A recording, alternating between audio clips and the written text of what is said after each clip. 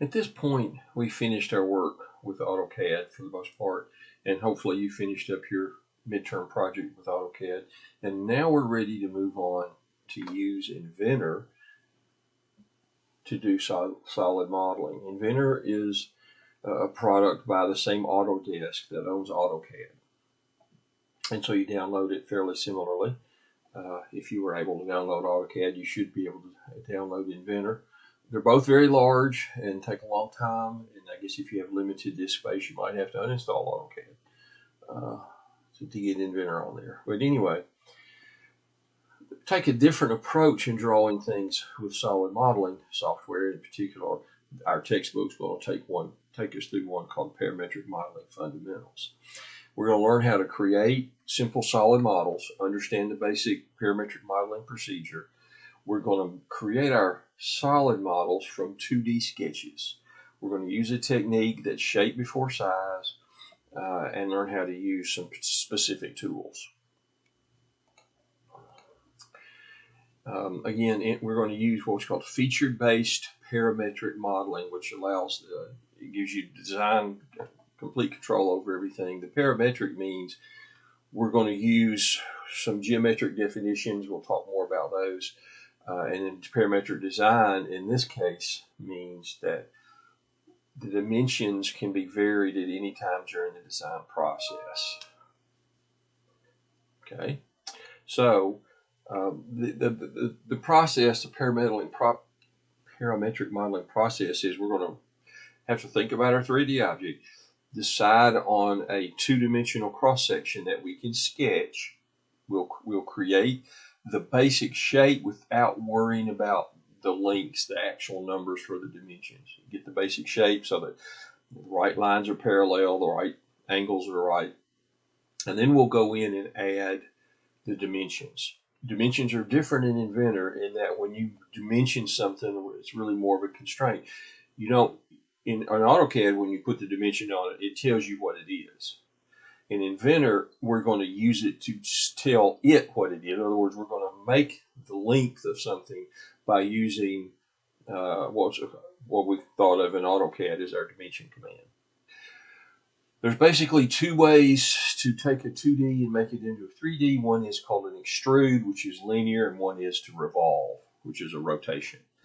One reason this is good for all engineers to take if you're going to take Cal 3, which is all about three-dimensional, you're doing calculus on 3 dimensions, and very often there you're having to go back and forth between 2D and 3D. So this gives you good practice for that.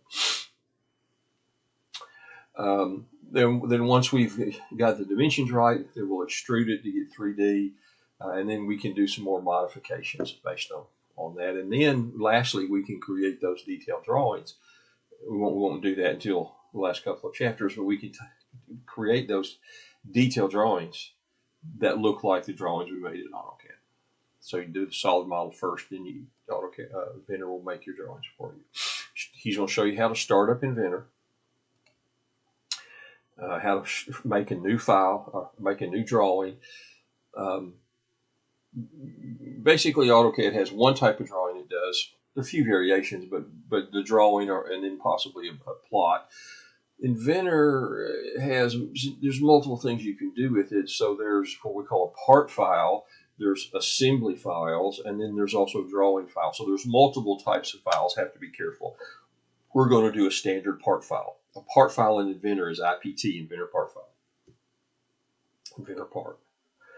It looks a little bit like AutoCAD, though pretty different.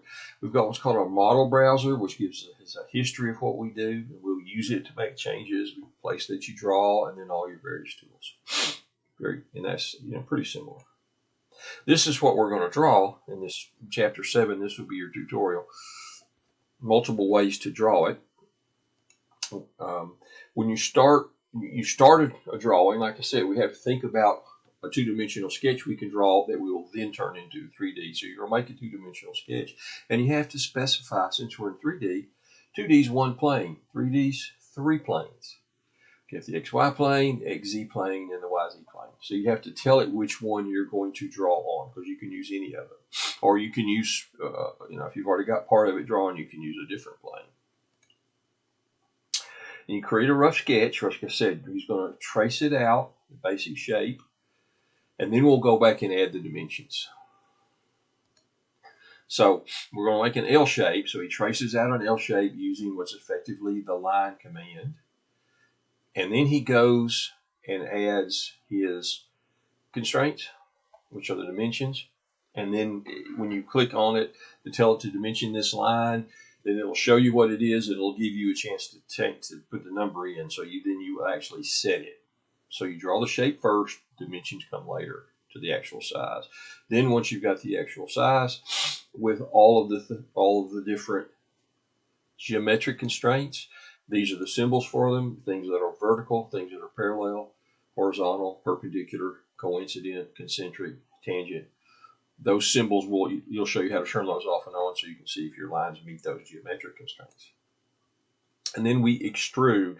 The process of linearly making it from 2D to 3D is called an extrusion. You extrude it out a certain distance. I'll show you how to do that. And then there's the concept of the fact that we can basically turn our camera, or you can think of it as turning the camera, or you can think of it as turning the objects in cyberspace. But those are the little viewing cube lets you have complete control over how you view the object. So you can rotate it, you can pan it, you can make it larger, zoom in on it, zoom out, and he'll show you how to do that. More than one way to do it.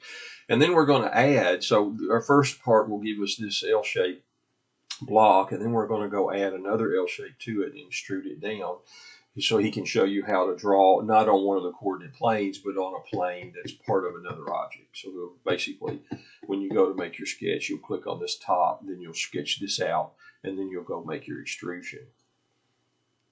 Now extrusions come in multiple types, but there's two main ones, and he'll illustrate that by we're going to cut a hole through it. And so you'll do everything the same. You'll make a 2D sketch. You'll make a 2D sketch of a circle and put it in the right location here.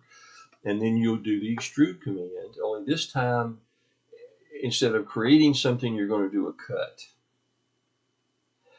And he'll show you how to do that, how to make that choice. So you cut through the object. So you do a sort of a negative extrusion, if you like.